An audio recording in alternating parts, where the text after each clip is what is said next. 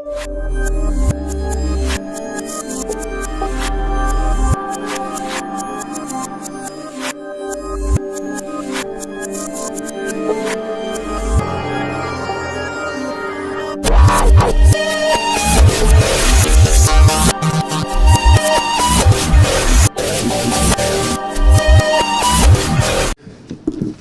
जो अचीवमेंट्स हैं मैं वो बताना चाहता हूं। एनआरओ सिर्फ एक अचीवमेंट है, बाकी ये जरा देख लें। जब नो कॉन्फिडेंस मोशन इन्होंने टेबल किया तो पाकिस्तान की एक्सचेंज रेट थी 178 रुपया, आज ओपन मार्केट पे 250 रुपए पे पहुंच गई।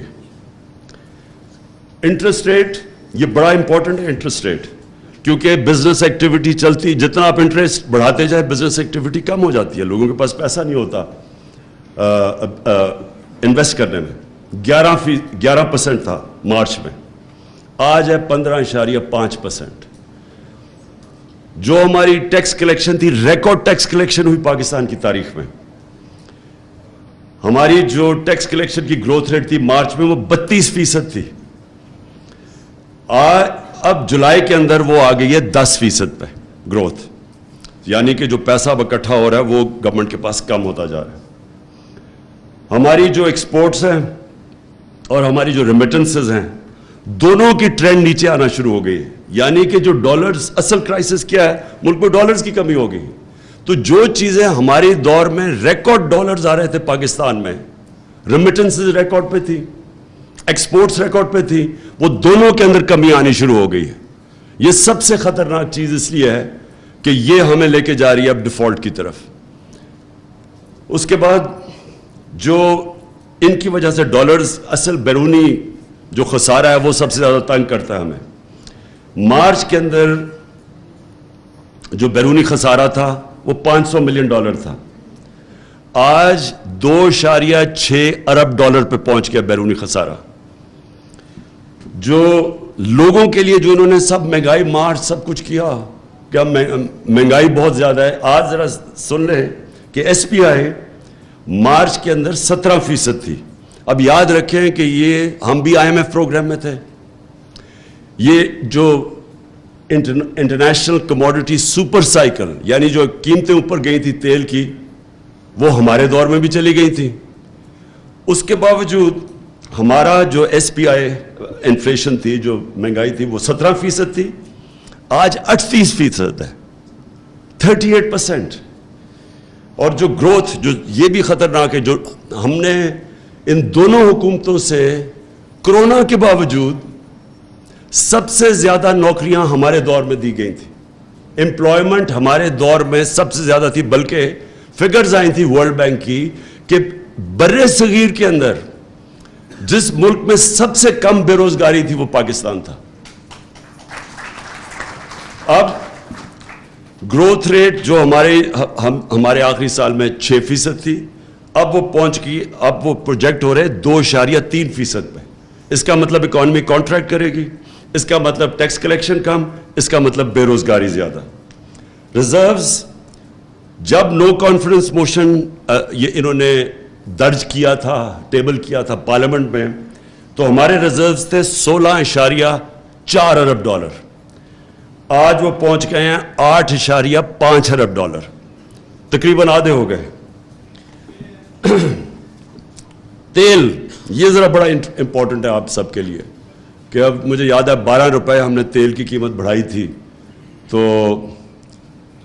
बिलावल ने कम पे टांगने वाली महंगाई मार्च शुरू कर दी थी सिंध से कि वो पता नहीं पब्लिक कितनी निकलेगी, 12 रुपए पे। अब ये सुने जरा, हमारे दौर पे जो तेल था इंटरनेशनल मार्केट में वो $110 का था। इंटरनेशनल मार्केट में हमारे दौर तेल $110 का था। हम जो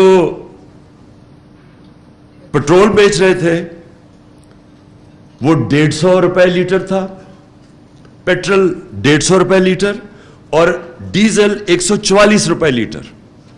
इंटरनेशनली तेल की कीमत थी $110। आज इंटरनेशनली तेल की कीमत है $95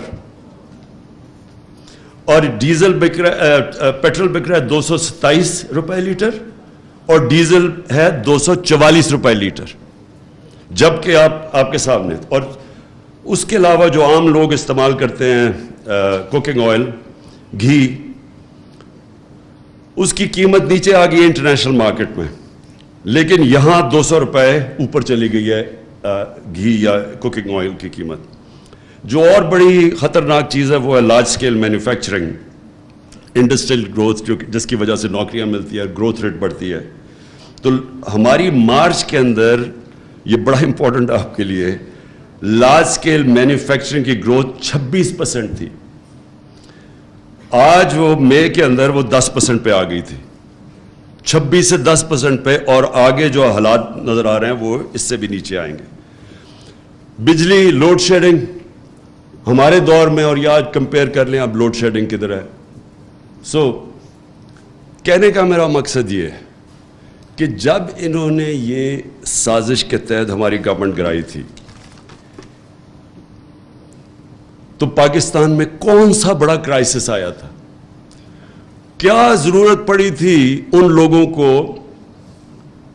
جو دیکھ رہے تھے یہ سازش ہو رہی ہے, اور انہوں نے فیصلہ کیا کہ جی ہم کچھ نہیں کریں گے.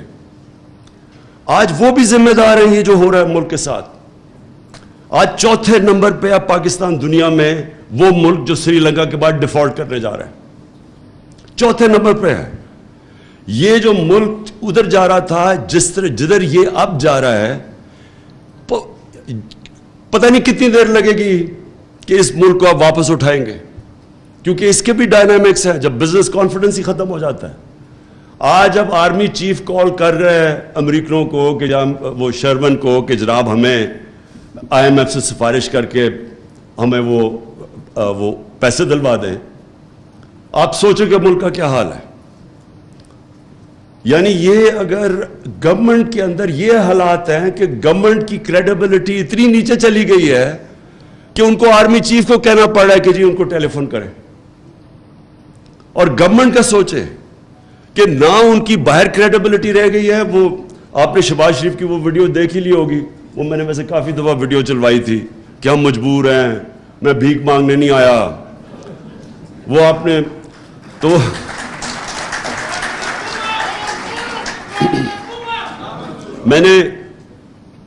مجھے خوشی یہ ہوئی کہ یہاں کئی ایسے لوگ تھے جو سمجھتے تھے کہ وہ اشتہار دیکھ کے نا, کیونکہ شہباز شریف نے 50 ارب روپیہ تو اشتہاروں پہ ہی خرچ کیا تھا, وہ اشتہار دیکھ کے یہ سمجھتے تھے کہ اس سے بڑا جینیس آیا ہی نہیں ہے کبھی پاکستان میں.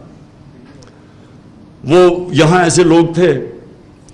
اب وہ میں سوچتا ہوں کہ جو حالات کیے ہیں, اللہ وہ سچ والا خدا, اس نے زیادہ دیر نہیں اس کی اصلیت بتا دی پبلک کو کہ اصل میں اصلیت کیا ہے. اصلیت یہ ہے ان کی کہ نہ انہوں نے آج تک کبھی اس ملک کی اکانومی کو اٹھایا ہے, نہ انہوں نے اس ملک کے اندر کبھی بھی کوئی اصلاحات کی ہیں, نہ انہوں نے کبھی ملک کے فیوچر کا سوچا. یہ ہم پہلی دفعہ ہماری گورنمنٹ تھی جس نے بلین ٹری سونامی شروع کی, درخت ماحولیت کا سوچا. کسی نے سوچا ہی نہیں تھا ماحولیت کا. یہاں ماحولیت کا سوچنا تو دور کی بات ہے. انہوں نے جو پرانے ہم انگریز کے بنائے ہوئے تھے جنگل وہی کٹوا دیے.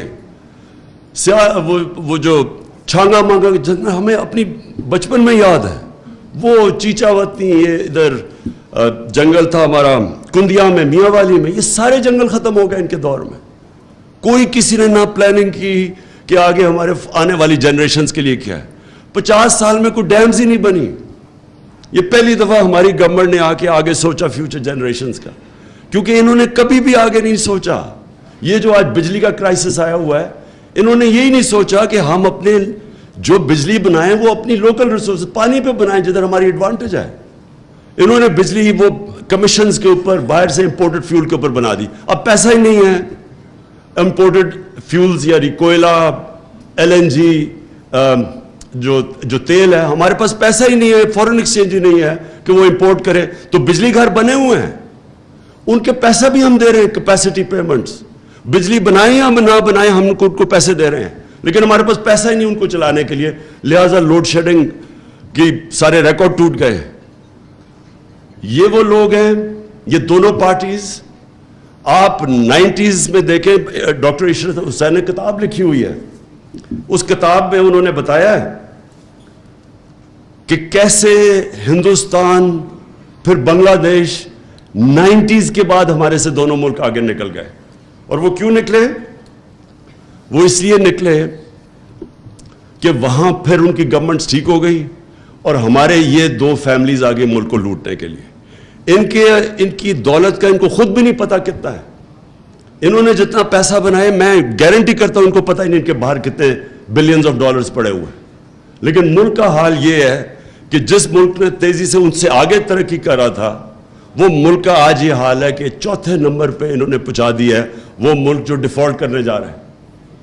میں ایک چیز ضرور آگے اپنی پارٹی کی طرف سے پہلے تو ہم اپنی تجویز دیں گے.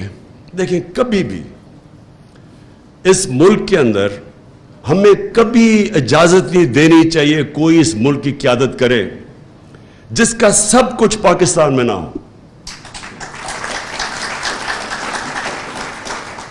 یہ کیا وجہ ہے کہ آپ پاکستان کے پرائم منسٹر بننا چاہتے ہیں, وزیر بننا چاہتے ہیں, پیسہ آپ نے ملک سے باہر رکھا ہوا ہے. بچے کہتے ہیں ہم پاکستان کے شہری نہیں ہیں, ہم برٹش پاسپورٹ ہولڈر ہیں, اس لیے جواب دہ نہیں ہیں. اربوں روپے کی پراپرٹیز میں یہ رہتے ہیں وہاں. جو یہ حسن